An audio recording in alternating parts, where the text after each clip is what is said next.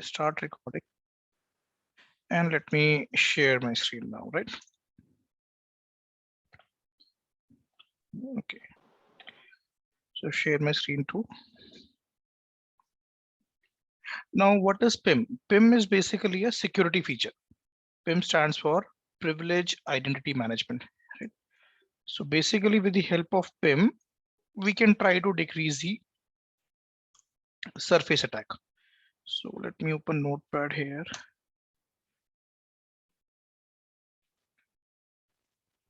Now, first of all, if in case you would like to use PIM, PIM would only be available with Azure AD Premium P2 license. By the time we do not have Azure AD Premium P2 license, so for example, if I go to my Azure Active Directory here, and in this Azure Active Directory, I can see that license of my Active Directory is, I think it would be a free license here. So with free or with P1 or the Office 365, we would not be able to use PIM. So if we want to use PIM, we should have premium P2 license. Right? So what I can do now, maybe I can create a new directory, or I think I already have a directory where I can check if I have a premium license or not. So maybe I can try to check this directory.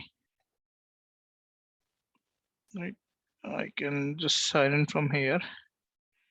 I can switch the directory.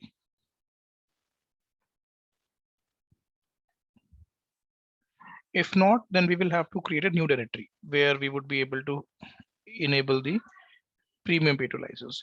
Now, what's the benefit of PIM? So first thing is P2 license. What's the benefit of PIM? Now, let's say you have one user, and to that particular user, you have given the, let's say you have given the SharePoint administrator role, right? So you have a user, and to that user, you have given the SharePoint administrator role. Now, what would be more beneficial? Would it be more beneficial if that user is acting like a SharePoint administrator for the entire 24 hours? Or would it be better in terms of security that whenever that user needs to work as a SharePoint administrator, he can activate that role, he can work as the same, and then, so here we have the Azure AD Premium P2C. So guys, see what would be more better. If we consider here, now let's say we have a user, maybe any user, let's say user number 1, right? And to this user, maybe we have given the SharePoint admin role. So would it be better if this user is having SharePoint administrator role for the entire 24 hours, right? Anyhow, this user is not going to act like a SharePoint admin for the entire 24 hours. But if this user is acting like a SharePoint admin for the entire 24 hours, the surface attack is more. If in case the identity will be compromised, there can be a threat. Or would it be better for the same user, we are giving him SharePoint admin role, we may give him, see what we can do, to user number 1, we can make him eligible. So here the SharePoint role was activated. Here the SharePoint role was activated. What we can do, to user number 1, we can make him eligible. Right? We can make him eligible, that he is eligible for SharePoint admin role. He is not the SharePoint administrator. He is eligible for SharePoint administrator role. Whenever he would like to get the SharePoint admin role, he can go to PIM, he can go to Azure AD PIM, and he can activate the role. Now there can be two things. First of all, he can activate the role, and role will be automatically, it will be activated. Automatically it will be activated. Basically, no approval is required. No approval is required. So basically he will go to PIM and he will simply activate that role. He doesn't need anyone approvals, right? Before he is activating the role, he does not need anyone's approval. And we can define the time frame, or user 1 would be able to define the time frame for how long he would like to activate this role. So let's say if he needs to work like a SharePoint admin, let's say for 1 hour or for 2 hours, let's say for 2 hours, so he can just activate the role for 2 hours. He doesn't need to activate it for the entire 24 hours, right? So what are we able to do? So basically what are we able to do? We are able to reduce the surface attack. Now he's only acting like a SharePoint admin for 2 hours. For the other hours, he is working as a normal user, right? In this, we can add one more scenario. So one scenario is we have made him eligible. Any moment he can go ahead and he can activate the role and no approval will be required. We can do one more thing. We can change a setting here. We can say he is eligible. He is eligible for the SharePoint admin role. If he want, he can go to Azure AD PIM and he can request for the activation of the role. What he can do, he can only request. He would not be able to activate the role. He would be able to request. We can define the time again, right? We can even define what is the maximum amount of time for which he can request the role. We can even define that 3 hours is a maximum amount of time for which he can request for the activation. We can define that as well, right? But main part is user one is eligible, but he can only request for the role. There has to be an approver. Let's say v-10jisi@outlook.com. This person is the approver. By the time this person will not approve the request, user one role would not be activated. So he is not acting like a SharePoint administrator for the entire 24 hours. Whenever he want to have that role, he can request for the activation. There will be an approver. That approver will be approving the request. Then only the person would be able to get the role. That is how we can make use of PIM, right? Let me show you this. Let me quickly show you this as well. See, let's say in this, maybe we can create a user, right? So let's say I create a new user. Maybe I give it a name, user number 5. Maybe I give it a name, user number 5, right? So user is user 5. So I'm making him user 5. What is the first name, last name?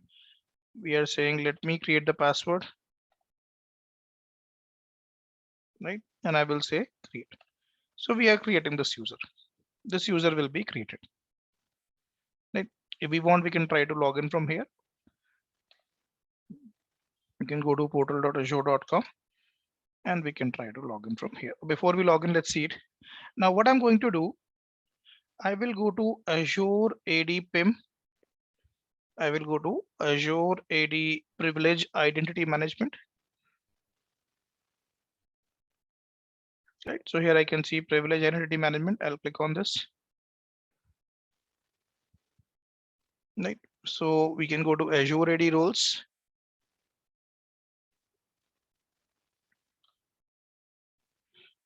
Okay, so from here we can go to roles. Okay, which roles you would like to assign? Maybe we can click on add assignment. So, right, which role we would like to assign? Let's say we'll say add assignment. And maybe let's say, let's do this for the cloud application administrator, right? Here we discuss for the SharePoint, just we are doing it here for the cloud application administrator. So I'm saying this particular one, right? We can say add assignment. See, if you go one step back, what I'm doing, I am just making this person eligible. I'm not activating this role. So I'll say add assignment. I'm just making this person eligible. I am not activating this role, right? To whom we want to do this? To user number 5, which we have just now created. So to this person, we are just making him eligible, right? We are just making him eligible. We'll say next. For how long you want to make him eligible? So we are making him eligible. Let's say for, maybe you can make it for 1 year, for entire period, whatever you want, right? So I would say, okay, let's say assign.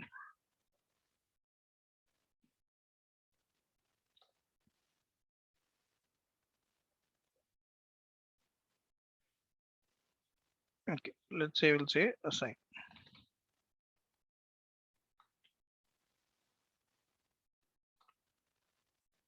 I think some issue is going on.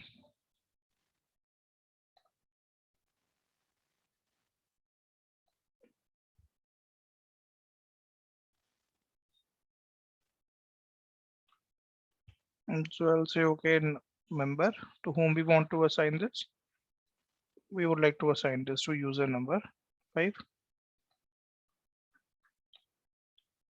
We will say next and we will say assign. So we are assigning. We have just made this person eligible, right? Now this person is eligible. So what we will try to do now, we will try to log into the Azure portal. We will try to log in with the same account. With which account? With user number 5. This user. He is eligible, right? We would like to log in with this user. So we'll say, okay, let's log in with this account.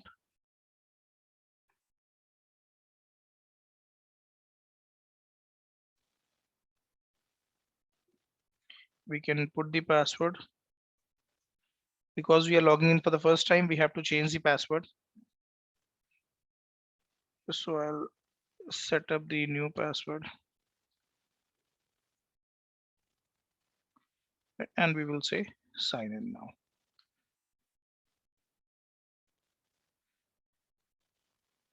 Okay.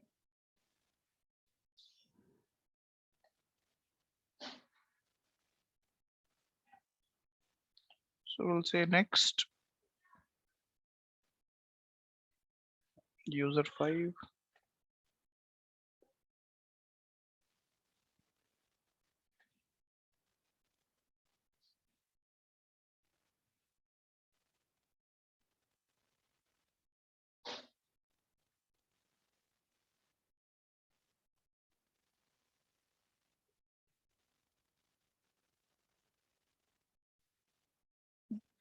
Okay, so for to account, keep the account so secure. Maybe we are going with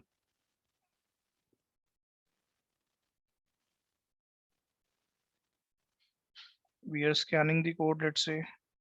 So I'm using the authenticator app from my mobile and I'm scanning this code. Okay, done.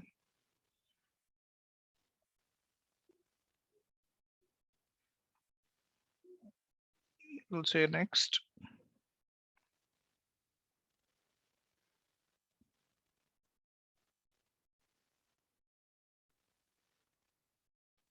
I'll say approve the sign in, right? I'll say approve the sign in. So we can try to approve the sign in from here.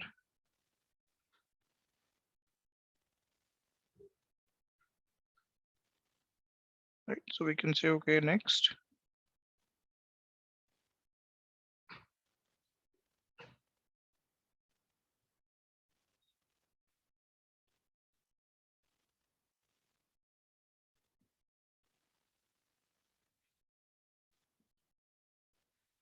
So we can put the phone number here.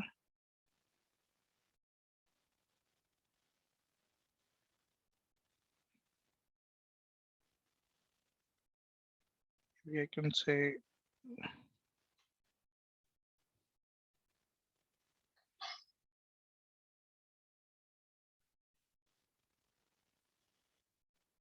right. So it will send us a code and I will enter the code. So I'm just trying to log in as of now.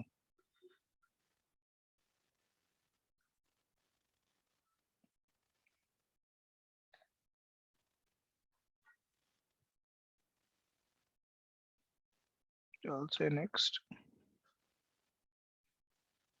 And we would be able to log in now. So we have made him eligible. Once we would be able to log in, we will try to activate the role, right? And once we will be activating the role, we don't have to ask for anyone's permission. Once we will be activating the role, we don't need to ask for any permission.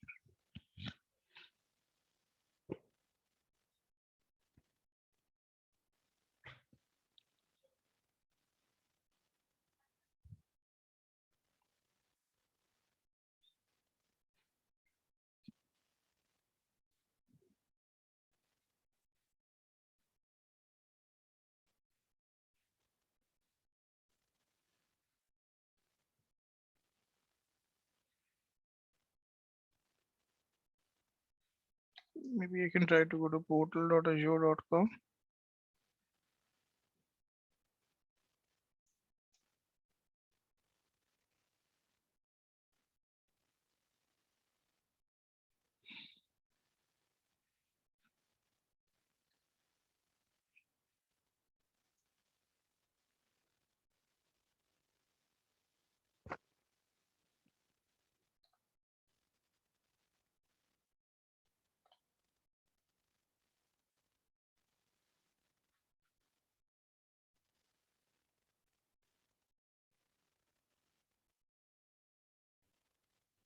Okay, so we are able to log in now here, right? We are now logged into this account, user 5. Now, if I type here Azure AD PIM, see, before this person would be able to use Azure AD PIM, what we need to do is to this particular user, we have to assign this license. This user does not have an Azure, this user does not have a premium pay to license. So to this user, I have to assign a license. So I'll go to this user, I'll go to this user number 5. And to this user, we will be assigning the Azure AD Premium P2 license. But before we assign the license, we have to give him a location. By the time location is not defined, license cannot be assigned. So let's say I'm giving him a location, United States, right? I'll say save. And now I will assign the Azure AD Premium P2 license to this particular user. So I'll scroll down, I'll go to licenses, and I will assign him a license. Which license we are going to assign? Premium P2 is not coming up here.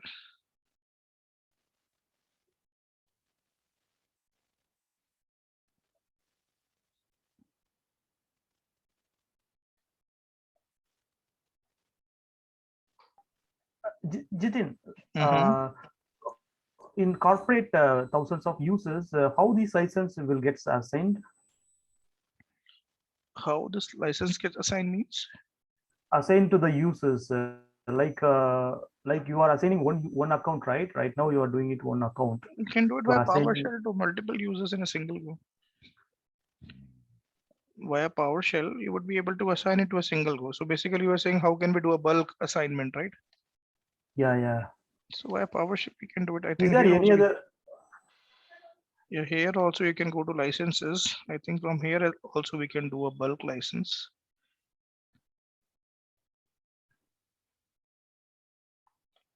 So from here you can assign it to groups. I hope you can see here manage license assignment to multiple users in your organization easy by selecting to a Yeah, group, right, right, right? right. Okay, okay. Just visit this link as well. Let me share this link in the chat window as well. Thanks. Via this, you can let's go through this doc and you will find out that you can do it to multiple users as well in a single group. Right. Okay. All right. So basically, we have assigned a license to this particular user. Now we can go back to this user. Maybe we can refresh once. And now, because we have activated the PIM for this particular user, I'll go here. I'll type here Azure AD PIM. Now we are logged into this user 5, right? We are logged into this user 5. I'll say Azure AD Privilege Identity Management.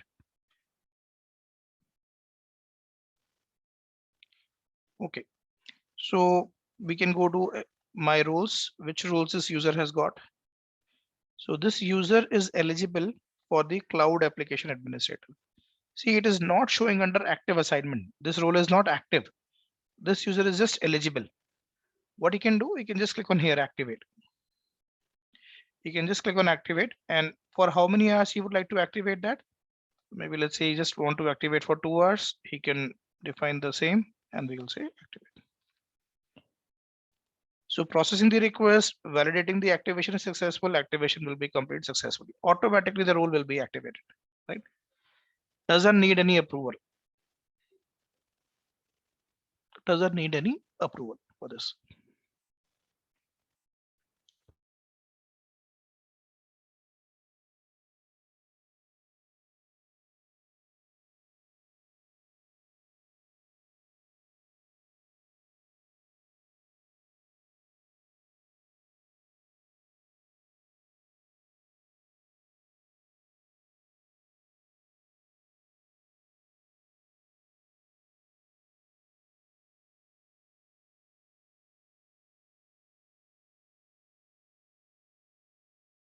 So once the role gets activated, automatically you will sign out and sign back in automatically. It will do that automatically. You don't have to sign out.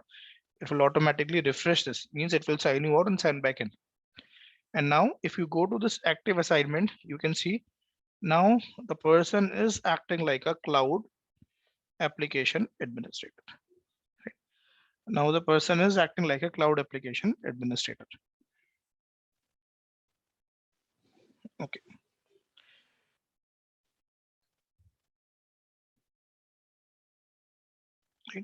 So now this person is acting like the cloud administrator. Now what we need to do now, okay, so that is it. Now let's say if we want to do the same thing for a different, if we want to do the same thing for a different role, again we can go to Azure AD PIM, and this time we are saying whenever any person would be activating that role, whenever any person would be activating that role, the person has to first get the approval. Person can only request for the activation. Person can only request for the activation. He would not be able to activate the role. For example, let's say this one, attribute definition administrator. I am saying anyone to whom I'm assigning this role, whom I'm making eligible, the eligible person can request for the activation. He would not be able to activate the role on its own. Some other person will be approving it, then only the role will be activated. So how can we do this? We can go to settings. So for this attribute definition administrator, we are making some changes into the settings. We will say, let's edit some settings. We are editing the settings, right?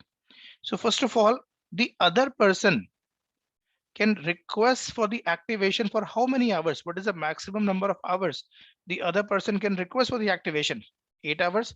I am saying the other person can only request for the activation maximum for 3 hours.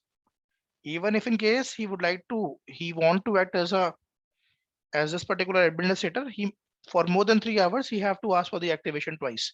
So 3 hours is a maximum time for which he can request for the activation. When he is requesting for the activation, does that person need to go with multi-factor authentication? If you want, you can enable that. Whenever the activation will be done, does the person needs to require the justification that why is he looking for the activation? We are saying yes, the person has to justify. Do you want to create a ticket?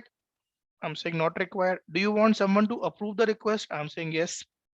Before this can be activated, someone has to approve it. Whom do you want to act like an approval? You can select the person from here. I am saying, let's say this person will be acting like an approval. You may select one person, you may select multiple person. I'm selecting just one. So by the time this person will not approve the request will not be approved, right? Next, do you want to make him permanently eligible? I'm saying okay. Next, do you want to send some notifications? So when he will be requesting for the activation or when the person will approve the request, do you want to send an email to some people? I'm saying yes. Role assignment alert, notification to the assigned user. The one who's assigned this role will be getting an alert. The one who's approving will be getting an alert, right? So these three people will be getting an alert. If you want some other recipients, you can add some other people who would be able to get the alert. I'm saying, okay, we are updating these settings, right? We have updated these settings. Now, maybe I can create one more user, or let's say,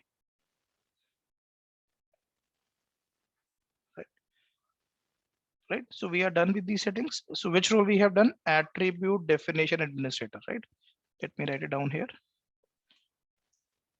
Attribute definition administrator. Now what I'll do, I'll create, let's say one more user. Maybe I can go to Azure Active Directory. I think we I can can, give it to test 5 as well, right? okay, let's give it to test 5. So we can go to Azure User 5. AD PIM.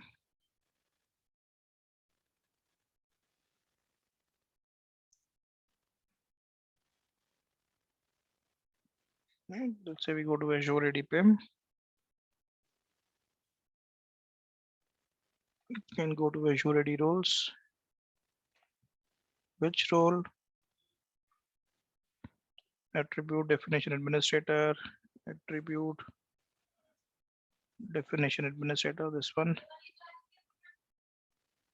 And we will say add the assignment. And we are adding this assignment to user 5.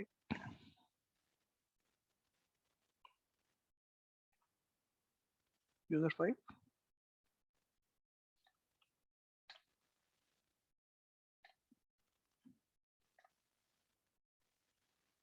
and I will say assign.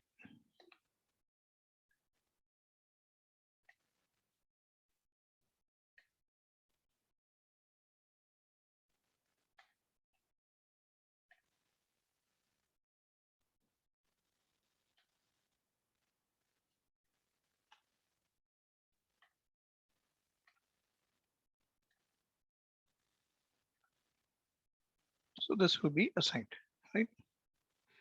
Now, if this is user number 5, how can we check this? Maybe we can try to refresh it.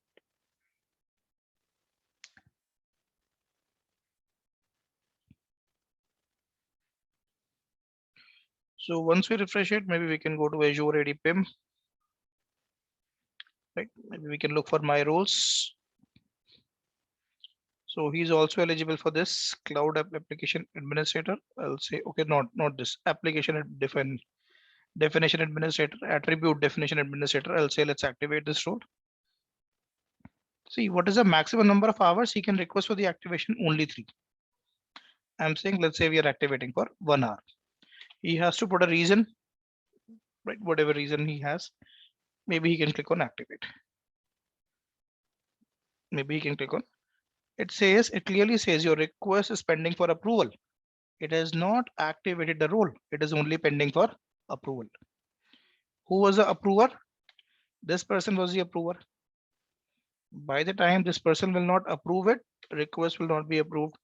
So this approver can go to Azure AD PIM. Here we can see approve requests, my request. You would be able to see the request here, right? So maybe in a while we would be able to see a request here, request for role activations. So we can see some person has requested a role.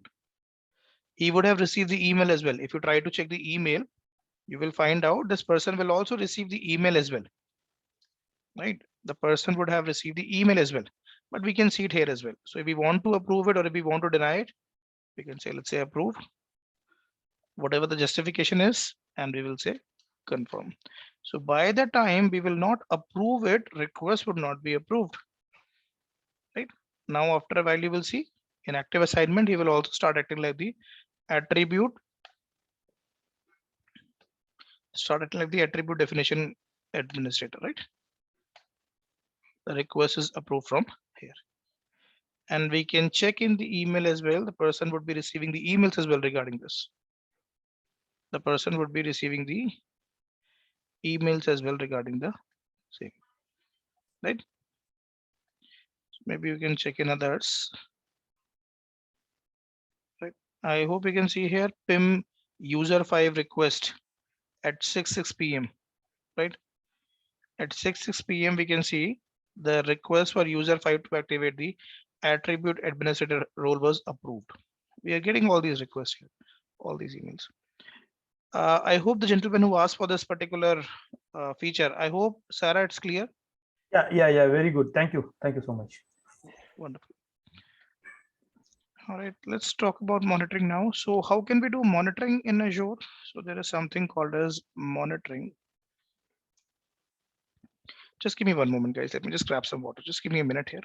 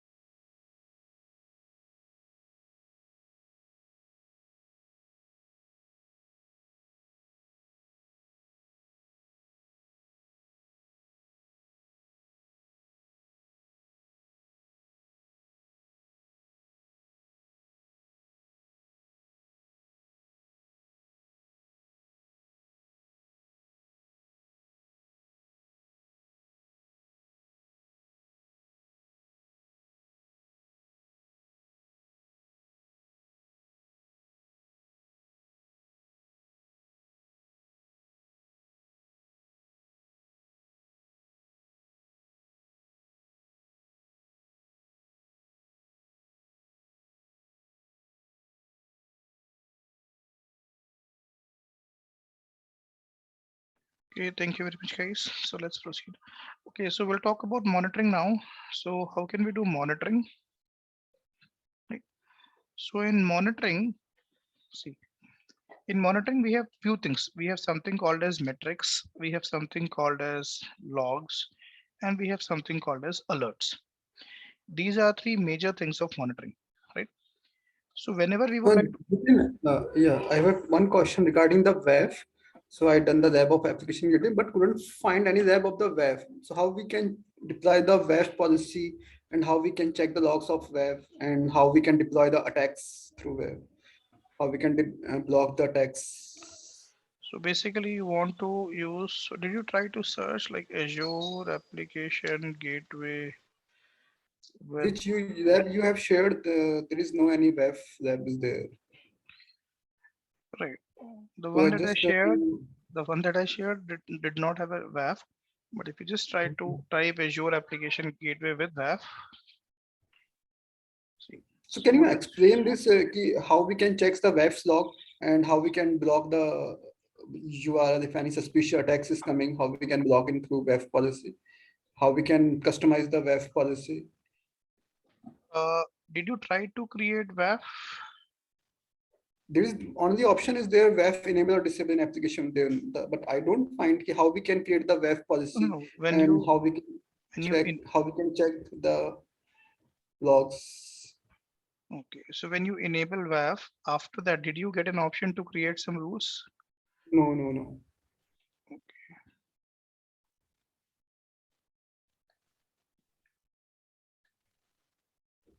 How we can check the logs of web, which URL is, which attack is coming, and how we can block that attack customer.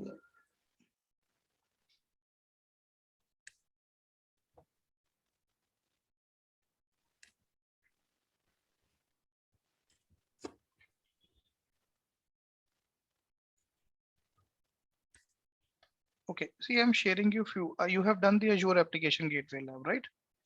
Right, right. Okay, see, what I'm doing is I'm sharing you few links. Mm. This includes the lab as well for the WAF, right? Along with the lab, some theory is also mentioned here. Usually what we do is in training, we just share one or two links for one particular service. But if you want to Okay, explore more, there are a lot of, see, there are four, there is something called as force mode. So how can you enable force mode? You can see it here. So just try to go through these. okay.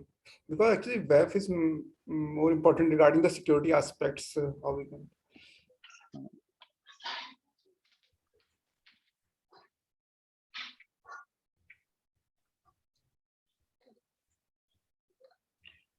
Just try to go through these like three, four links I'm sharing, right?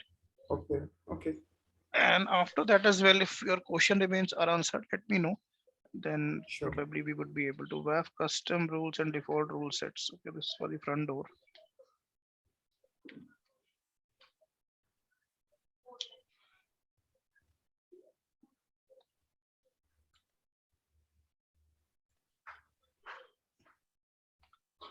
You can do it from using Azure portal as well. See, whatever link I share, if you try to explore more links beneath that, you can find a lot of links are there. Means probably 10, 20 labs you can find. See how to disable rules, groups and rules. Select your WAF, click on manage rules. You can disable your So, rules and groups, right? so Mhm. lab is fine, but if you can explain through the portal, it will be very helpful. Okay, how we can, Okay, so what do how you we want me to can explain? How to?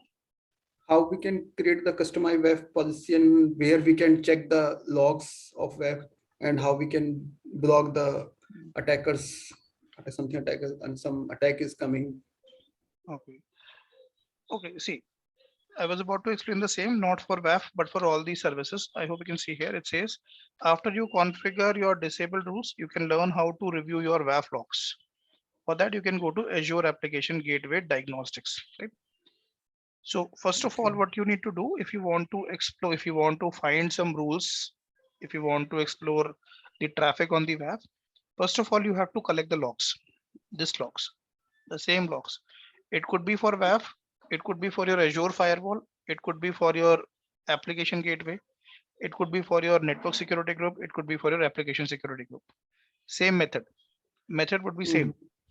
First, what you have to do, you have to collect the logs.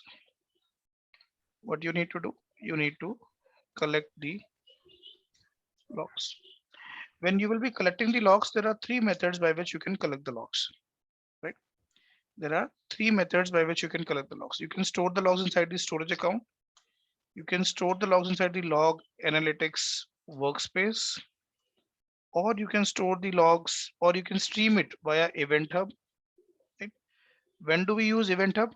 Now, let's say you want to collect the logs from the Azure, but you want to send the logs to the on-premise. Maybe in on-premise, you would be using some in on-premise, you would be using some sort of a monitoring tool, maybe Splunk you would be using, or maybe some IBM tool you would be using. So with the help of Event Hub, you can stream the matrices and the logs from Azure to on-premise, right? Then we use Event Hub. Mostly, if you are collecting the logs and the matrices in Azure, mostly you will find out that we will be using Log Analytics Workspace. Mostly we will be using Log Analytics Workspace. How does Log Analytics Workspace works? See, Log Analytics Workspace. Okay, before I come to Log Analytics Workspace, let me show you something else as well. Before I come to Log Analytics, first of all, let me change the directory. See, when we go with machines, when we go with a virtual machine, there are different types of resources. For example, if we go with a virtual machine, if I create a virtual machine, in virtual machine, there can be two types of logs. One is what we called as host logs. One is what we called as guest logs. Right? So there are certain logs which gets collected by default. You don't have to collect them. By default, they will be collected. If I create a virtual machine, you will find out that certain matrices will be collected by default. So maybe you can call them as host level metrics. So host level metrics will be collected by default. And if you want to collect guest level metrics, you can collect that, but you need to install an agent for that. You need to install the agent for that, right? Name of the agent is Azure Diagnostics Agent. That's the name of the agent. So what I'm doing here, I'm just creating one machine. Let's say I'm creating a VM number one, right? Maybe let's say I give it 2 CPU and 8 GB RAM. I can give it a username and password.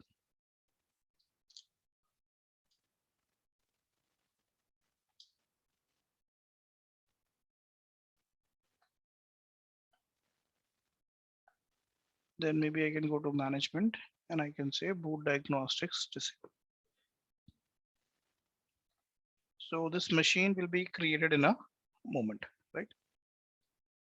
This machine will be deployed in a moment.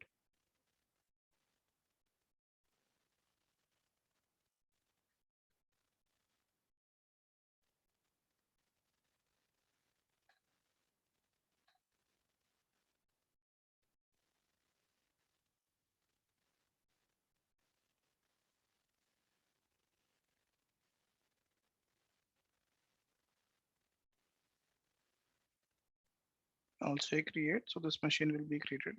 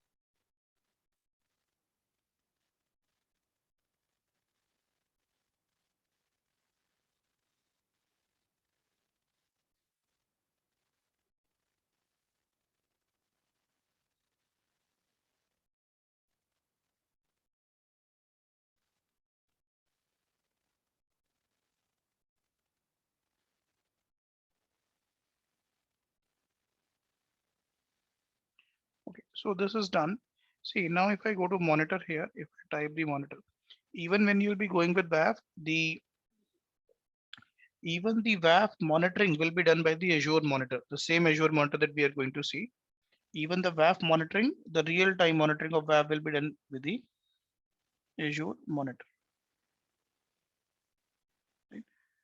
So now if we go here, now in this WAF here, sorry, in this Azure monitor, you can find three things here: monitor and visualize metrics, query and analyze logs, and you can set up alerts and actions. So you can go here to explore metrics. For what resource you are trying to explore it. So if you are trying to do it for WAF, you may select WAF. If you're trying to do it for Azure Application Gateway, you can select for the Azure Application Gateway. If you are trying to select for a virtual machine, you may select for a virtual machine for whatever resource you are trying to do that.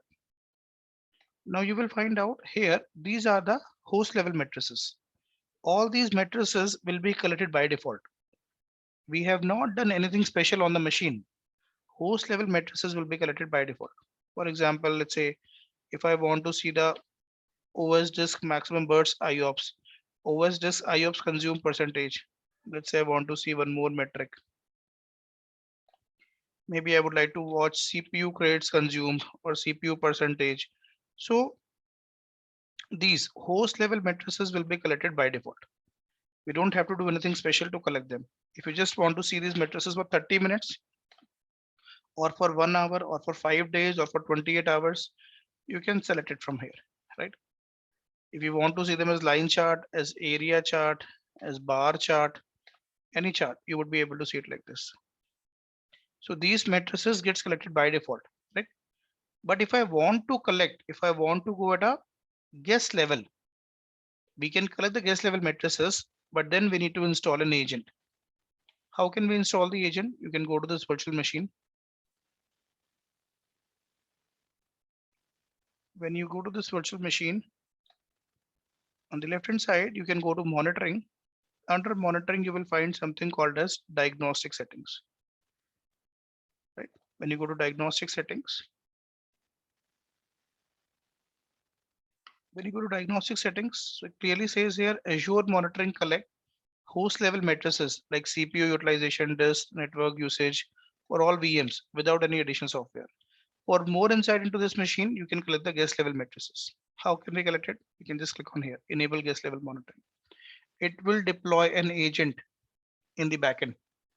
The name of the agent will be Azure Diagnostics Agent, and you would be able to collect the same, right?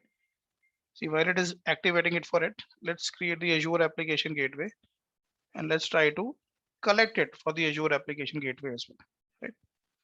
So maybe I can go to Azure Application Gateway.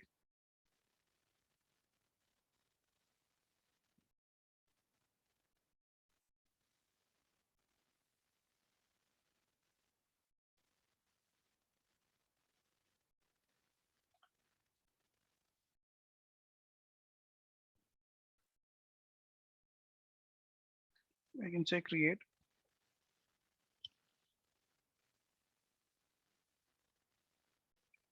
In which resource group? Let's say in RG1. What is the name? Let's say Jitin Azure Application Gateway. In which region? Let's say in East US region, right? Now, which one do you want to create? You have multiple tiers, right? So if you want to go with WAF, this is the tier. Either you should have to go with WAF or you can go with WAF version 2, right? Let's say I go with WAF.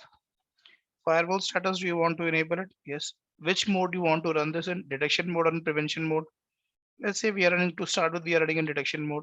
Are you going with HTTP2 protocol? I'm saying no. With which virtual network? Raghavendra, you're not audible. Guys, are you able to hear the gentleman Raghavendra? No, we are not. See, so here we can associate this with the virtual network. Let's say I'm associating this with RG1 VNet, and maybe I can create one subnet for it, right? Maybe I can create one subnet for the same. So maybe I can say subnet number 1 or subnet number 2 that we are putting for Azure Application Gateway, right? So I'll come back here And I'll say maybe we can select subnet number 1. So front end, you can define the front end. You just want a public IP, private IP, let's say public IP only. Maybe I can say gateway public IP, right? Then you can go with backend. You can set this up later on as well. Configuration. Okay, so let's create a backend pool. We'll not add a machine there. We'll just create a backend pool with the name backend pool 1. We'll say backend pool 1. Add backend pool without targets. I'm saying yes. We will say add. We can add the machines later on, right? Configuration. So what is the front end? Routing rules you can define here. Maybe I'll say we'll define it later on. Okay, so routing rules. Maybe we can define the routing rule here. We'll say add a routing rule. Maybe I'll say rule number 1, listener number 1. Traffic is coming on HTTP on port 80. Front end IP will be Azure application gateway IP, and I'll say add, right? So we don't have backend pool, and this is our backend. So I'm saying backend target 1, and I will say add. Say add. This backend rule will be done. I'll say next stack, review and create. So I'm creating the same. Alright, I'm audible now.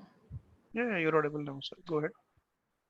Yeah, thank you. So I had one question with respect to Azure Monitor. Can we deploy this module, this service in hub and spoke architecture where we need to deploy this service? Azure Monitor is a service. We don't need to deploy this. It is not like a virtual machine that, or it is not like a virtual network that you will be deploying it. So let's say in your hub, you have one virtual network, you have 5 virtual machines. In your spokes, let's say in every spoke, you have one network and you have 3 machines.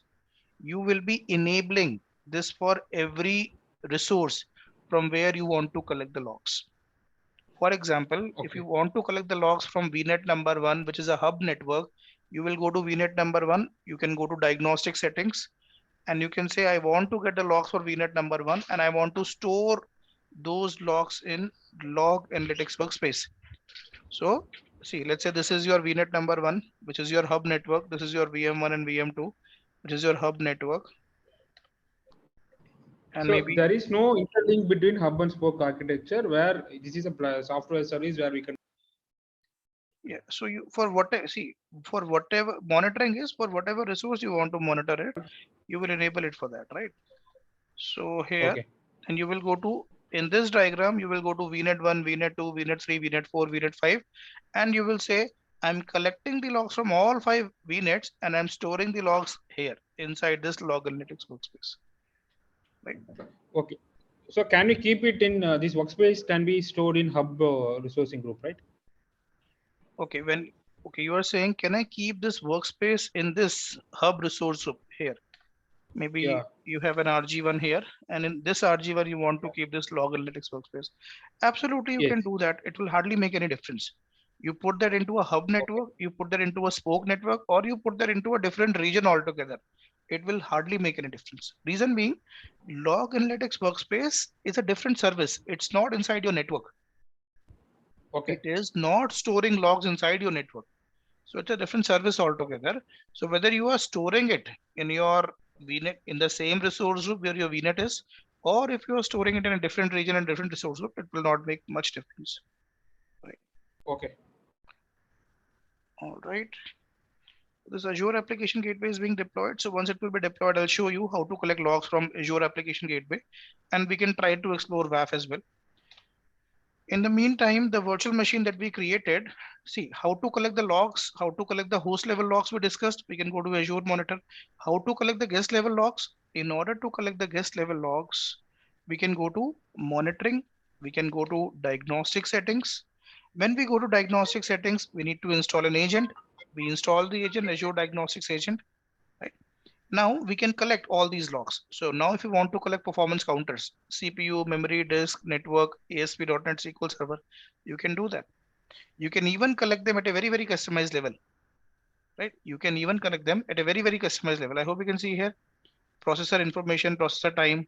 Let's say you want to you want to collect system and maybe specifically system, let's say downtime, right? You can even collect that as well. You can even collect that as well. So you can collect at a very, very customized level as well. From here, you can collect the logs. Which logs you want to collect? Let's say from application, you want to collect critical logs, error logs, warning logs, information log, verbose logs. From security, you want to collect, let's say, audit success and audit failure. From system, you want to collect these logs. From IIS, you would like to collect these logs. So you can collect all these logs, right? Jitin, I have one question. What is difference between app insights logs and these logs if you are going to collect application logs? Application insights is for basically for the web application, for the PaaS services. This is you are collecting it for a VM and the application is running inside a VM. It is the IaaS model. Okay. Okay, but see, one of so what we have done in our project is we routing all the logs, no, to the app insights actually, and from there we have created a dashboard where we are looking at each logs, if it is exception, if it is error, all those things we are collecting. If it is IA server service also we are collecting that, and I'm a bit confused between that and this. Both are same. See, if you want to collect these kind of log into app inside, see you can go here. You can go insights here. Now I am into Okay. diagnostic settings, so then you can go to insights. From here, you can even take these logs to app insights. I hope you can see insights here. Okay, The this is monitoring, related to application specific, right? right? This is related to application specific. So then you have to enable it. Get more visibility into the health and performance of your VMs. You can just enable this part, and then see when you say application insight means this is insight for the VM. When you say application insight means you are majorly concerned only about the application, not on the Yes, yes. infrastructure, not on the infrastructure where the application is running. So application Yeah. insights is basically for the PaaS service, for the web application, or for the serverless services, for the function app, logic app, right? This is we are considering for a machine, for a VM as well. Okay. But what I understood was, so whatever application specific you want to run the logs, okay, let's say log4j logs, all those things, we want to route the logs to the app insights. That's the reason the application team wanted me to create app insights actually. But the statement what you are giving is totally different. Okay, so they wanted you to create an application insight for what? For their application related metrics like What kind of an exception handling application they metric, are? Where are they running the application? application running on VM only.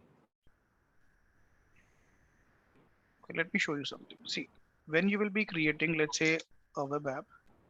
So when we create Okay. an VM, do we get any option to create the application inside? I don't think so. But if you go to app services, Uh, if you go to app services, and if you are trying to create a web app or any kind of a API app or any mobile app, backend of the mobile app. So when you click see, on create here, yes, I hope when you go to monitoring, now here you specifically get an option to enable the application inside. okay. See, that is where the confusion here. See, the app insights, it's meant for application specific APM related metrics you can capture, right? So that is one thing. Another thing is if it is a the platform as service like called web app, where also we can do, but application team, the development team, they need to write the code to route the logs when the error needs to be triggered, when there needs to be logs needs to be triggered, exception needs to be triggered. Those things they need to write the code, then only we will get the responses in the application insights no dashboard. That is what it's applicable to both. They are giving this option here, but I need to know that whatever things you are saying and whatever thing I'm saying, is it right or wrong?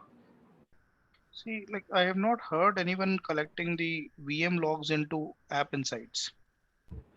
No VM logs, application logs. So it's don't take in mistake. It's application logs. Why I'm saying we are running one application in VM a couple of months back, and from this month, that means from January month onwards, what we did, we use the same application, but we are running in Docker container. that means Kubernetes service. Okay, in that we are getting all the logs, whatever application team has been written for that, where we are capturing all the logs in App Insights itself.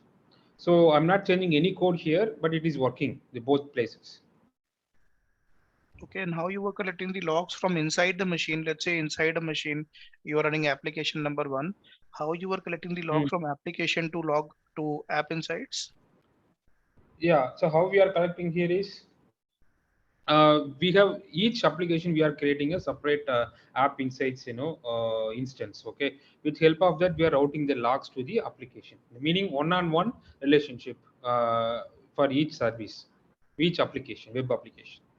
Okay, where we are capturing exception, error, logs, My fatal, all question those things. my question is, if you have VM number one, if you have application Hmm. number one, you have Yeah, application inside. This log yeah. of application number one, how you were sending it to application inside? That is what that is SDK as given by the Microsoft, right? With help of that SDK, Mhm. we are routing the logs to the app insights. Okay, so There is basically one you are more, saying for every machine, for every application that you're running inside a machine, you were creating this yeah, application inside, right? yeah, yeah. Okay, so basically this is a very customized requirement which your developer team has got, right? A very customized Yeah. requirement. And No, any I need to specific, know that is a best practice or not. That is my question. see, that's what I'm saying. So usually you will find out, see, if you have a look here, if you are creating an application inside, you are creating an application inside for an application that is running inside your machine, right? Yeah. You are sending the logs over here to application inside, where Yes. where this application inside is storing the logs. Yes. Application inside is a service. It is storing the logs somewhere. So it is storing the logs again to log analytics workspace. While you are creating an application inside, if you have a look, if I'm creating an application Not inside, required. That is what we're trying to say. It's not required. okay, then where would you store it? Either you can go with a classic model where it is not required, which is not a recommended model. If you are not going with the classic model, it says workspace based. That workspace is nothing but the log analytics workspace. Okay. Right? So ultimately, Meaning any application, we need only one workspace, one app insight is enough. With the help of that, the team can pump that data to the respective workspace. app insights can be multiple. App Hmm. insights for different application can be multiple. But Okay. collectively, we will be putting the logs inside the log analytics workspace, Okay. right? Okay. So that is similar to storage kind of things, right? Or workspace based. Yeah, workspace is similar to storage, but here you are getting some analytics service. In Yeah. workspace, see what are we collecting? See, in workspace we have two things. In workspace we have Hmm. something called as connected sources. We have something called as data sources. Right? Now, what are connected sources? Let's say you have VM1, VM2, VM3, VM4, VM5, right? Maybe let's say whatever storage account 1, storage account 2. I am only collecting the logs from VM number 1 and VM number 2. These are the only two resources from where I'm collecting the logs. So VM1 and VM2 will be called as connected sources. How they will become connected sources? You will have to install an agent. For log analytics workspace as well, you will have to install an agent. Once you install the agent, VM1 and VM2 will become your connected source.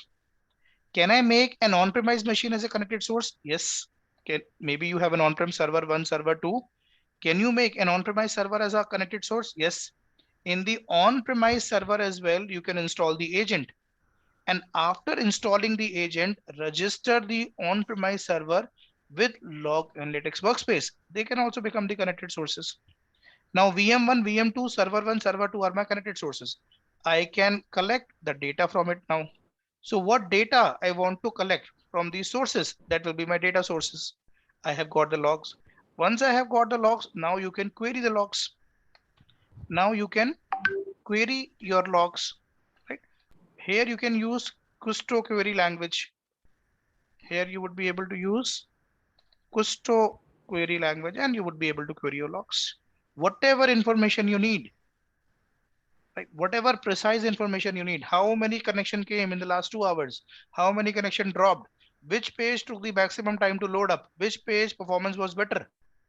you can write a query and you would be able to fetch the information from your logs, right? So if you have a look here, what I can do here, first of all, I can go here, I can create a log analytics workspace. That's my log analytics workspace. I have one default. Let's say we quickly create a new one. Maybe I'll say create.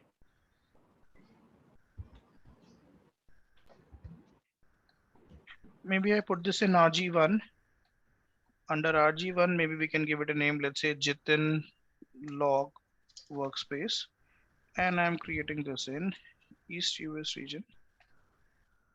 And I will say review and create. So here we have to pay as you go. Pay as you go means whatever amount of logs you will store, you have to pay as per the same. So pay as you go model we follow. So then my so let me understand, Jatin, sorry for I'm repeating that again. So you mean to say that any app insights can route it to log one log workspace, the analytics workspace actually. Is that fine? Is that right? And from there I can take the data I'm from sorry, data sir. source and I'm so sorry. I was unable to follow that.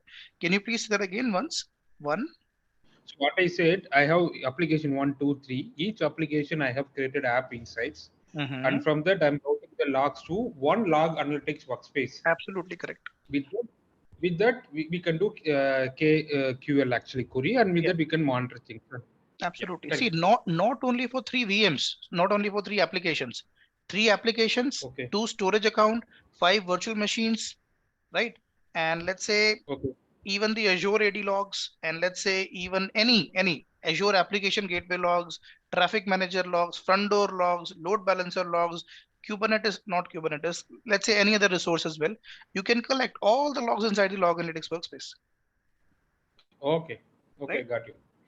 See, this is the log analytics workspace. Now, if you want to onboard a machine, if you want to go to a machine, see, let's say if you go to this VM number 1, this is the VM number. I have a VM number 1. Let's say I want to collect the logs from VM number 1. So what I have to do, first of all, I have to make this VM number 1 as a connected source.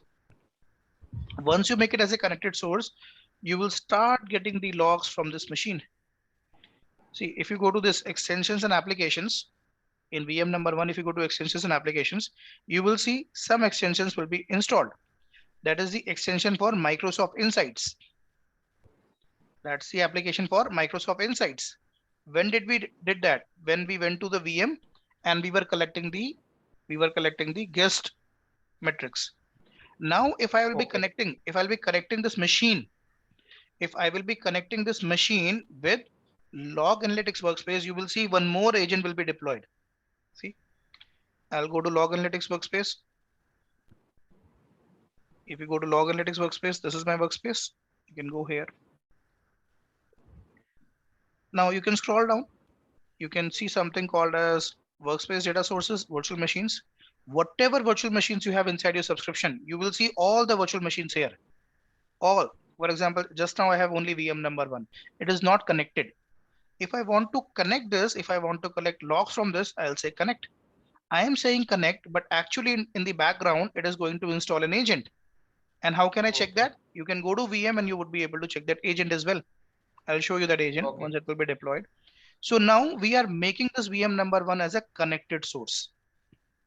Once it is connected, I can collect the logs from this VM. How? Once it is a connected source, now you can go to agents configuration. Okay. Now you can go to agents configuration. From here, what kind of logs you want to collect? You want to collect event logs. If you want to collect event logs, you can just define event logs. Which event logs you want to collect? You want to collect application logs. See, I'm saying yes. I want to collect, let's say apart from application, I want to collect more logs. Maybe I want to connect a DNS server logs. Maybe I want to collect more logs. So you can define what logs you want to collect, right? Let's say directory service log, error logs, warning logs, information logs. I'll say apply. Then you can collect performance counters. You can collect Linux performance counters. You can collect more as well, right? Maybe you can collect sys logs, IS logs. You can collect from here. If you want to collect logs from the on-premise, can I collect logs from the on-premise? Yes. In the on-premise machine, what I have to do, I have to install an agent. You can go to this agents management. If on-premise machine is a Windows server, these are the links to download the agent. Where will you download the agent? On the on-premise server. Once the agent will be downloaded, you have to register the on-premise machine with log analytics workspace. You may have 5 log analytics workspace. How will on-premise machine come to know to which log analytics workspace I need to send the logs? So you have to register that machine. In order to register the on-prem server with log analytics workspace, you need this workspace ID and this primary key. Any key out of these two. So you have to put this information in your on-prem, and then you would be able to register your on-prem machine with log analytics workspace. See, you can do it for the Linux server as well. That's a link to download the agent for the Linux server. So we can connect it from the machines as well. That is for the VMs. Now let's say I have a storage account. Can I collect the logs from the storage account? Let's see. So you can go to storage account. That's my storage account. Let's say this is my storage account. If you want to collect the logs for this particular storage account, you can scroll down. You can go to monitoring. Under monitoring, you will see diagnostic settings. You can go to diagnostic settings.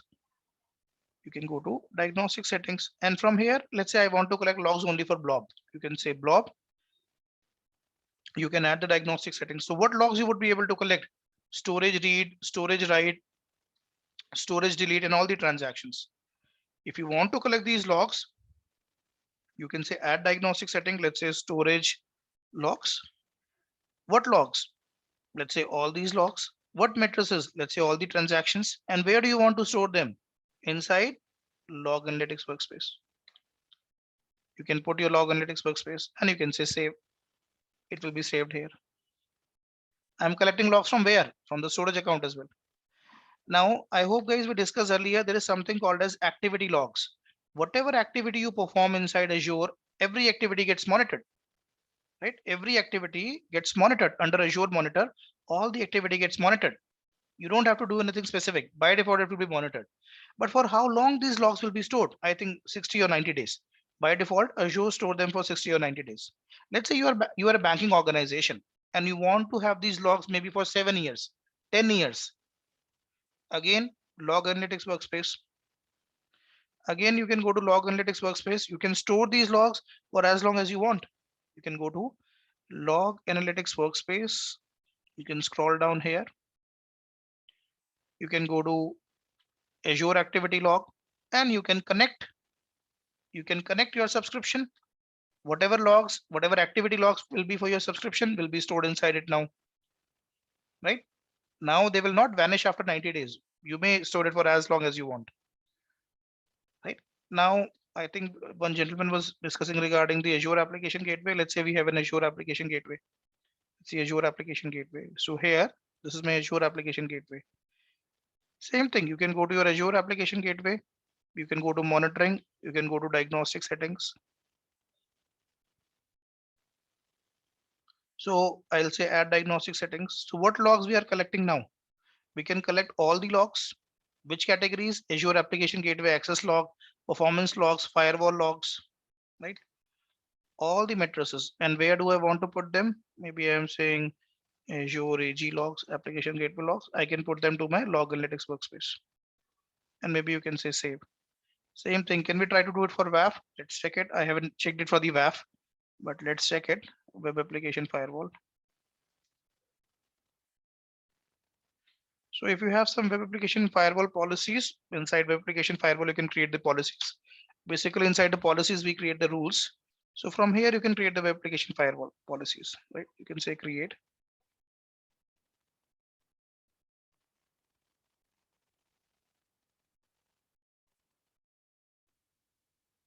So from here, you want to create policy for Azure application gateway, right?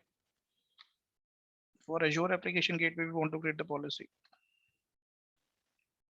I think it is not responding for some reason. Okay. In which resource group? Let's say in RG1. What is the policy name? Maybe I can say policy 1. East US. What is the policy mode? Prevention or detection? Let's say we want to do prevention this time. What rules you want to manage? So here you would be able to see the rules, right? All these rules are there. So it works on some rule sets. OWASP 3.1, OWASP 3.0, OWASP 2. So on which rule set you want to create the rules? Bot manager rule sets. So you can expand all if you want, right? You would be able to expand all if you want. From here, you would be able to do that. So by default, they're enabled here, right? Policy settings, you can define the policy settings. Now there are a lot of policy settings that you would be able to define. Right? There are a lot of policy settings.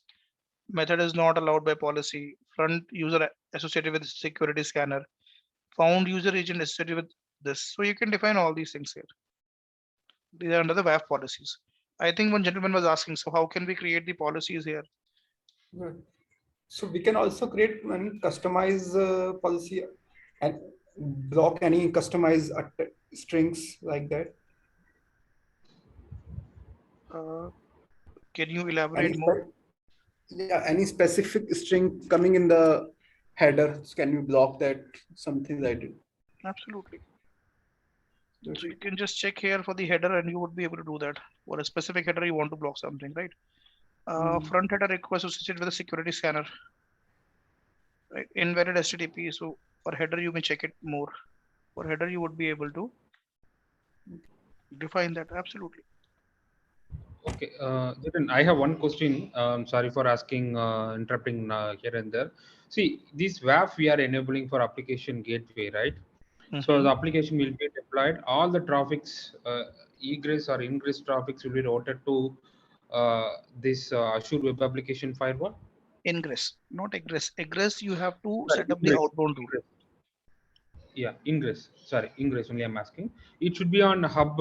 See, why I'm asking again the same thing is I need to know whether this category needs, this service needs to be in hub or spoke.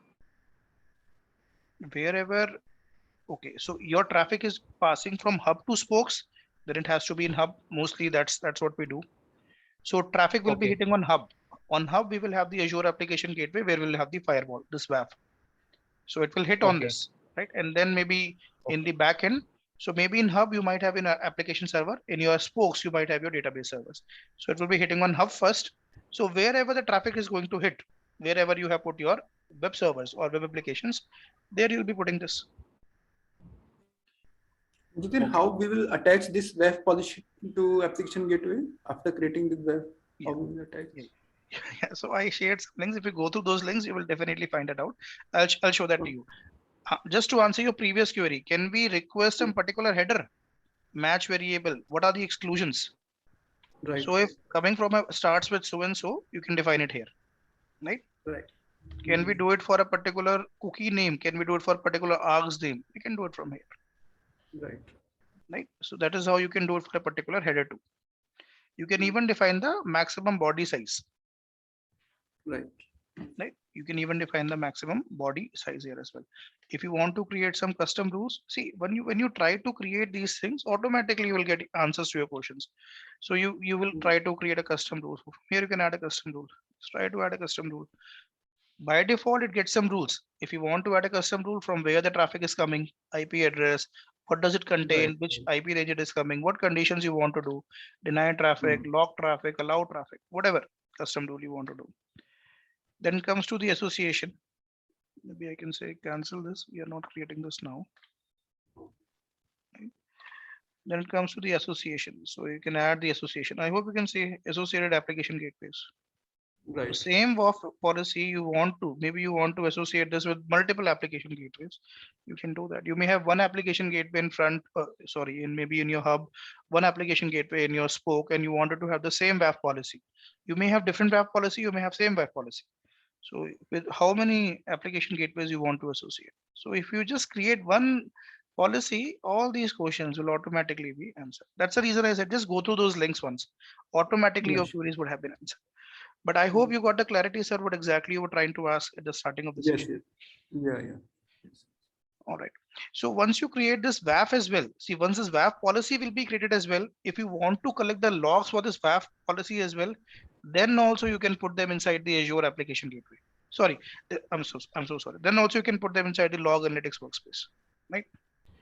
Then you can query the logs for this WAF policy too. So everything we can collect to one single workspace as a single. See if Centralized. how we can centralize, right? And if Now that workspace question, getting corrupted, workspace. See, it's a PaaS service, Microsoft responsibility. Maybe it will be storing 6 copies of your logs that you are storing. When we were configuring which the we storage, don't know, right? sorry, Which we don't know. If you ask, they will help us. The backup. right. See, in PaaS service, it's their responsibility to manage the high availability, to manage the redundancy, right? For example, when we were creating the storage account, when we were storing our data, it was our responsibility to manage the redundancy. So we were going with LRS, ZRS, GRS, and so on.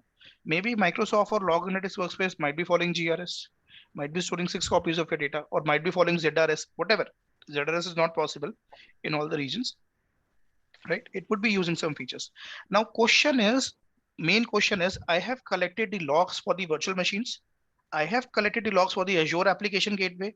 I have collected the logs for the storage account. I have collected the logs for the firewall. How can I find specific logs? How can I query specific logs? See, if you go here and if you go to logs, so here all the logs are collected. Now from here, you would be able to query the logs. From here, there is a small video. If you want to watch, you can watch this. So there is a small video. Oops, I think I clicked on wrong cross sign.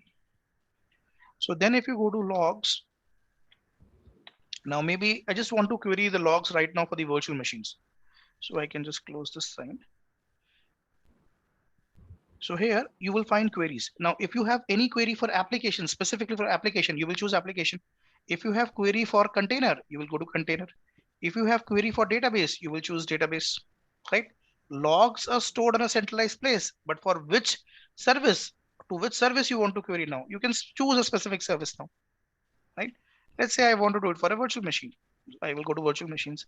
So there are some queries which they have written by default. You can write your own query. There are certain queries which are available here. For example, what data is being collected? Virtual machine available memory. What is the chart CPU usage? Right? Virtual machine free disk space. So if you click on any one of them, you will see that they are, this is the query, which is nothing but a Custo query format. So if you want to write your own query, can you just delete this and can you just write your own query here? Absolutely. If you want to save your query, you can save your query as well. Based upon this query, let's say you are creating a query that whenever CPU becomes 75%, you should get an alert. So you can write a query, you can save it, and you can create the alert based upon that. You can create the alert based upon that as well, right? That is how we would be able to store all these things. Any questions, any queries, anything guys so far? Okay, so Jitan, I have one question with respect to Kubernetes and container and ACR kind of things. Go ahead. Will you cover that? ACR is already covered. Containers are already Yeah, covered. last week yeah, and Kubernetes service related logs and security, Sentinel and all. Yes, Sentinel Kubernetes are like planned for tomorrow. See, here in this course, Sentinel is a big service. Here in this course, we'll only talk about how we would be able to onboard Sentinel. Onboarding of Sentinel, I would be able to cover. And after that, Okay. I would be able to share one link, which you can try to perform. That's a lab link. That's a good link, right?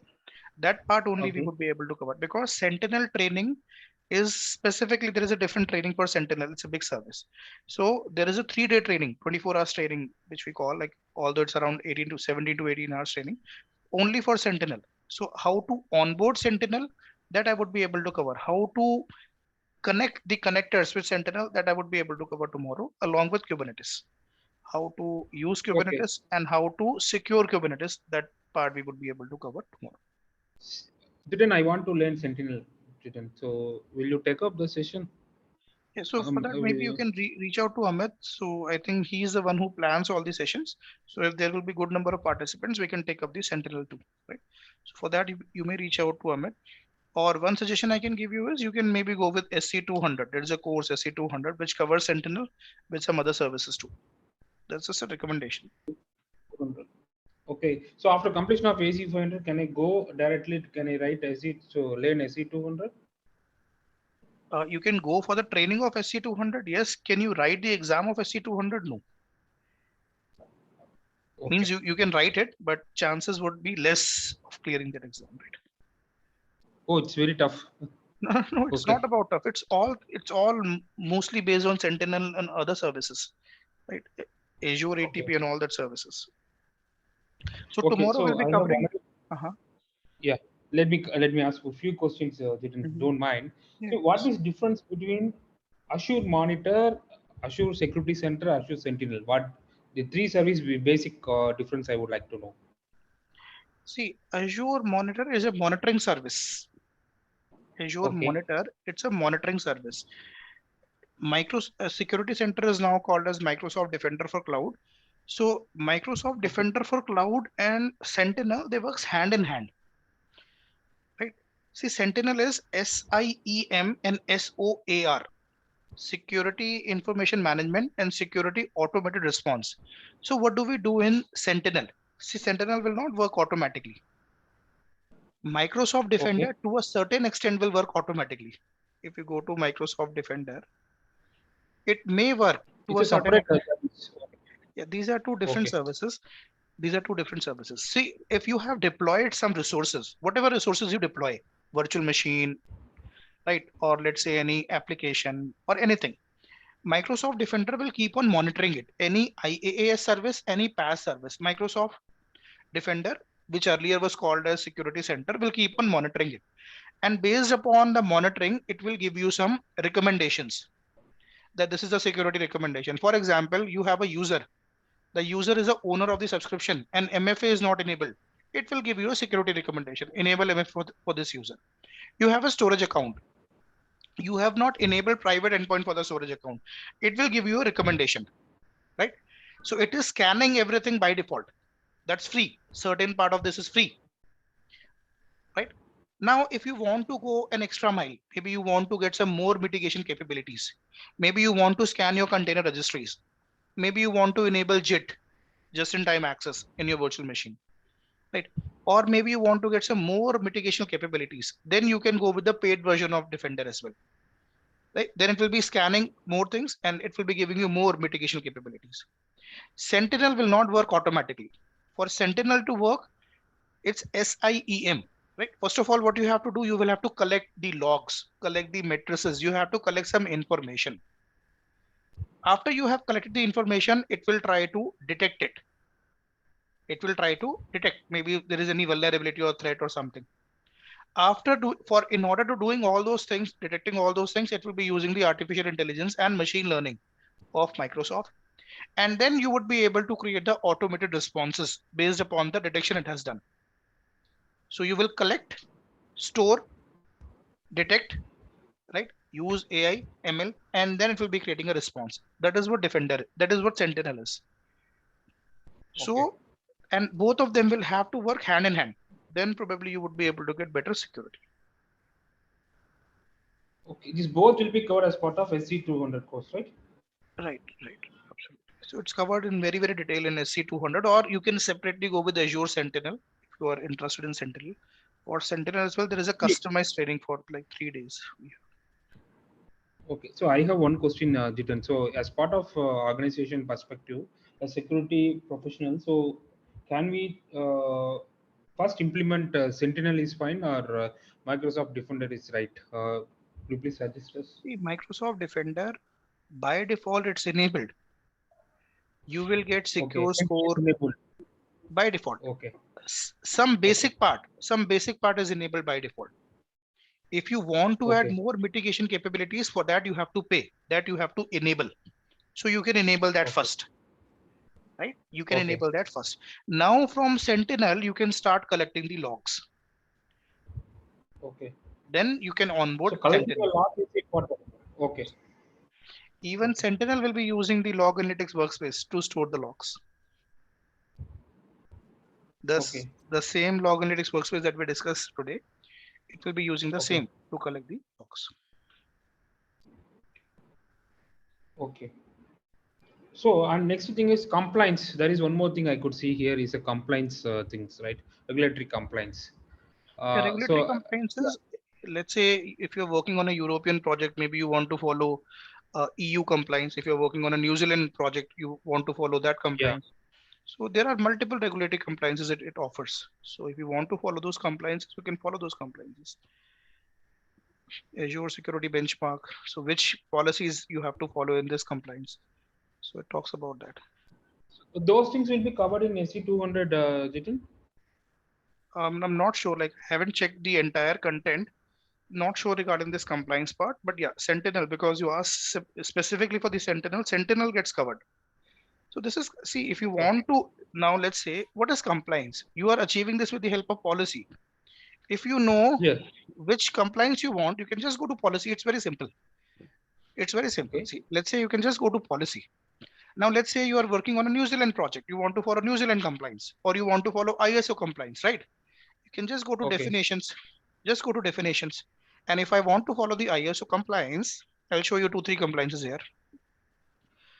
So if you want to follow the ISO compliances, go to definitions. It is taking more than expected. Here, just type ISO ISO. Okay. and search for it. See, this is the ISO one. In this, there will be 53 policies that I'll be following. So I'll click on this and I will assign this. Maybe I can assign this to my entire subscription, right? Oh, Sometimes it looks big, but they are actually not big. Now, let's say you want to follow the, I think there is a European, let me put it like this. Let's say you want to follow the Azure security benchmark. I think you saw it there as well. So let's say you want to follow this one. so will you cover this, Jitin? Like, what do you want me to cover on this, sir? What is No, no, policy? I need to know, yeah, how I can, so definition, assignment, all those things Yeah, against one risk it's group. just a Yeah, 15 minutes topic. I'll cover that tomorrow. Policy as well. Don't worry. okay. Right. So just give us some things on compliance report, how we can take. It's just a 15 minutes topic. Don't worry. I'll cover that tomorrow. Okay. Don't worry about it. All right, I any think it question? also- Sir, I'm not able to hear training? you. Yeah, please go ahead, sir. Mahendra, are you also able to conduct Terraform training? Terraform, if good number of participants are there, then yes, we can do that. So Jitin, if any of our teammates now here, if we are want to willing to learn all those things, will you take up the session, Jitin? We are asking you anyway. We will go to that guy. Yeah, I think, yeah, Amit, is actually, see, one-on-one, it would be costly for you and it would be time consuming for me as well, right? So that's the reason we try to do this in a group activity, right? So Amit is the one who takes care of the group activity part. Yeah, if you are willing to do it one-on-one as well, so you can reach out to him. He can arrange the timings and we can do it together. Not a problem. Absolutely. Okay. Right. All right. Okay, guys. So have a good day. Take care. We'll connect tomorrow. Probably last day for training, and we'll take it up from there. Okay. Thank you.